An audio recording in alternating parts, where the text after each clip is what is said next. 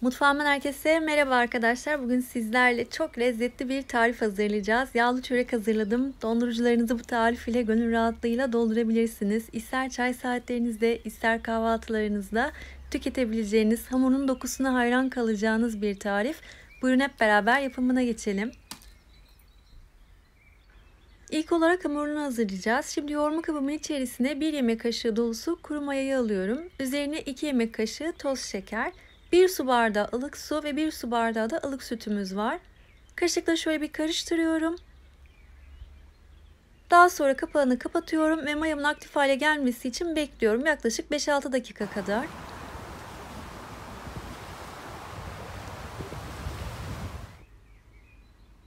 Evet, mayamız bakın çok güzel bir şekilde köpürdü. Şimdi üzerine yumurta akını bırakıyorum. 2 tane yumurta akı elimde vardı. Yarım su bardağı sıvı yağ.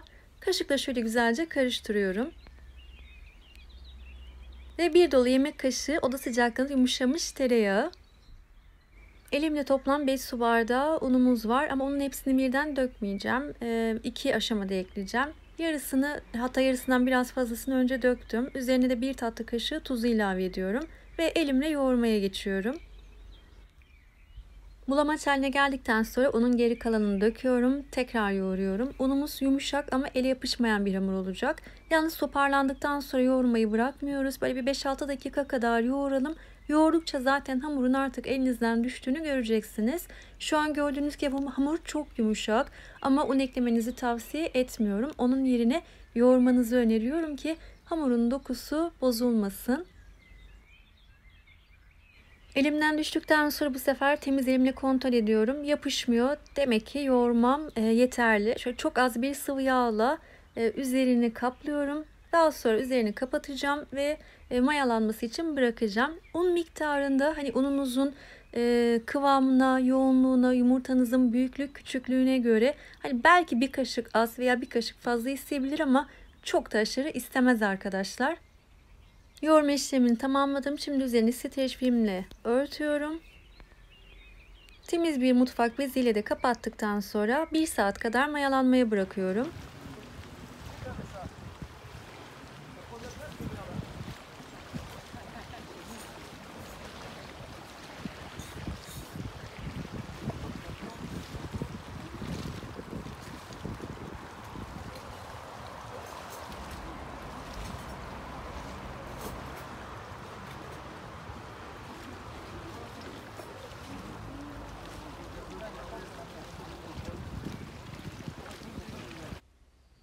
Evet, 1 saatin sonunda hamurumuz mayalandı. Kesinlikle 1 saat olması şart değil. Bulmuş olduğunuz ortam daha sıcaksa çok daha kısa sürede mayalanabilir. Önemli olan 2-3 kat kadar kabarması. Şimdi içerisindeki hava kabarcıklarının çıkması için şöyle 1-2 dakika kadar yoğuruyorum. Ve hemen ardından masamın üzerine alıp artık bezeleri ayırma işlemine geçiyorum. Evet, şöyle bir öncelikle rulo haline getireceğim. İster böyle bir aparatla, isterseniz bıçak veya isterseniz elinizle bölerek de aslında bezeleri oluşturabilirsiniz. Toplam 16 tane hamurdan parça koparıyorum. Hamur parçalarının her birini yuvarlayıp kenara alıyorum. Bezeledikten sonra üzerlerini temiz bir mutfak havlusu ile örtüyorum. Bu arada ben aralarına süreceğim yağı hazırlamaya geçiyorum.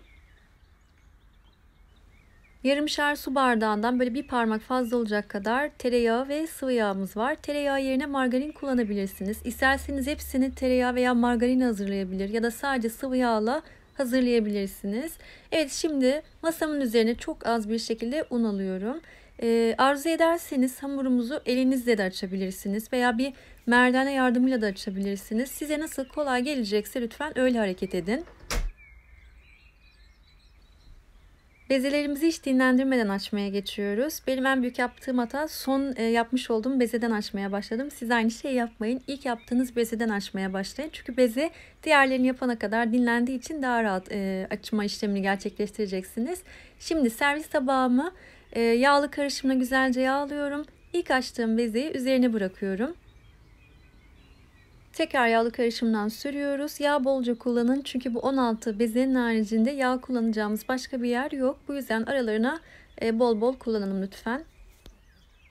Ben ilkini merdaneyle açtım hani sizlere göstermek için ama geri kalan bezeleri elimle bu şekilde bakın çekiştirerek büyüttüm. Dediğim gibi ilk yapmış olduğunuz hani bezelerden başlarsanız bu işlemi çok daha rahat bir şekilde hazırlarsınız. Daha rahat yaparsınız. Büyüttükten sonra yine ilk açmış olduğum yufkanın üzerine bırakıyorum. Şimdi elimle açsam da hamurun üzerine koyduğumda dikkat ederseniz hamurun elastik yapısından dolayı hamur hemen küçüldü. Ama hiç problem değil. Elastik olduğu için çektikçe zaten hamur tekrardan büyüyebiliyor. Üzerini bakın tekrar yağladım. Geri kalan diğer 14 bezeyi de aynı şekilde açıp üst üste koyacağım.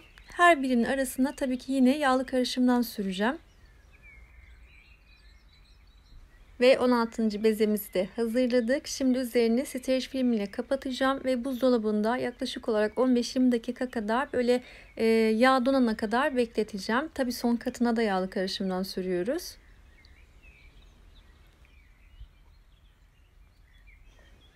Evet, buzdolabına gitmeye hazır. İsterseniz buzlukta da bu dondurma işlemini yapabilirsiniz. Eğer buzluğa koyacaksanız yaklaşık olarak bir 7 dakika kadar yeterli olacaktır. Evet, 15 dakikanın sonunda yağımız dondu ve dikkat ederseniz hamur bayağı bir kabardı. Mayalı bir hamur olduğu için beklerken aynı zamanda kabarma işlemini de yaptı. Yani mayalandı tekrardan. İkinci bir mayalanma aslında gerçekleşmiş oldu. Şimdi masamın üzerine yarım yemek kaşığı kadar bir un alıyorum ve açacağım alanı kaplayacak şekilde unu dağıtıyorum.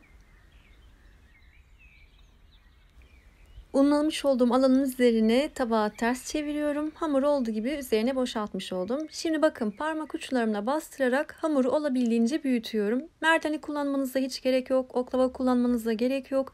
Hamurumuz oldukça yumuşak, çok güzel yoğruldu, çok güzel mayalandı. Elinizde görmüş olduğunuz gibi sadece bastırmanız hamurun büyümesi için yeterli. Bu büyütme işlemi 1 dakikamı bile almadı. Çok fazla inceltmeyecek bir şekilde bakın hamuru büyütmüş oldum. Hamurumu dikdörtgen olacak şekilde büyüttüm. Böylece daha rahat şekil vereceğim. Şimdi bir rulet yardımıyla 3 parmak kalınlığında şeritler kesiyorum.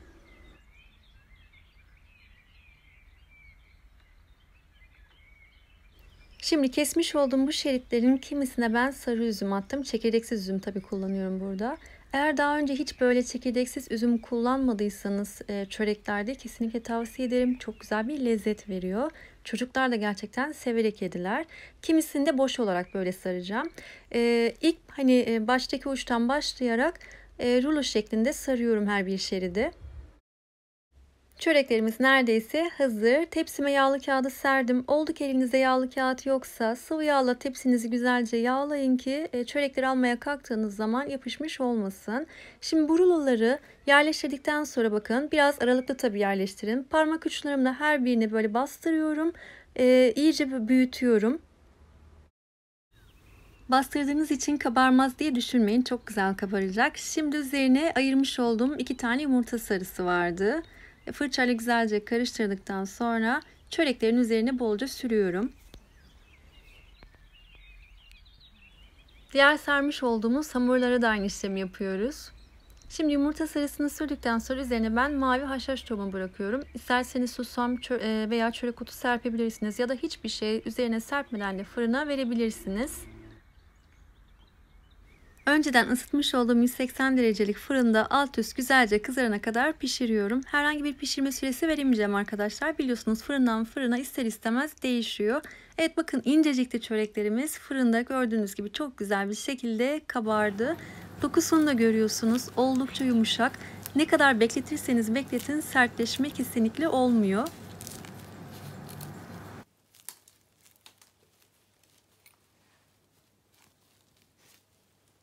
Yapmamla bitmesi inanın bir oldu arkadaşlar. Bir tane bile kalmadı. Gerçekten çok lezzetliydi. Özellikle üzümlü olanı da tavsiye ediyorum hepinize.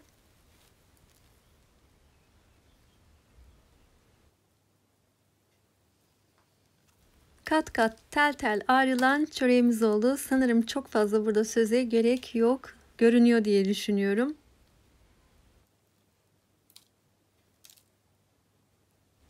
Şu an fırından yeni aldığım haliyle oldukça sıcak ve sıcak olmasına rağmen herhangi bir hamurlaşma söz konusu değil.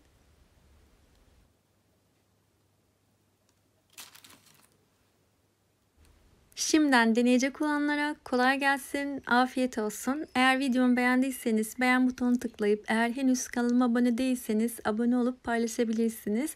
Paylaşımlarınızla beraber ailemizin daha çok büyüyeceğini düşünüyorum. İnanın her bir yorumunuz benim için çok değerli. Hepsini okuyorum ve cevaplamaya çalışıyorum. Videomun sonuna geldik. Umarım sizler için de keyifli bir seyir olmuştur. Eğer varsa yapmamı istediğiniz bir tarif yorum kısmına yazarsanız en kısa zamanda yapıp paylaşmaktan mutluluk duyarım. Bir diğer videomda görüşmek üzere. Hoşça kalın, sevgiyle kalın.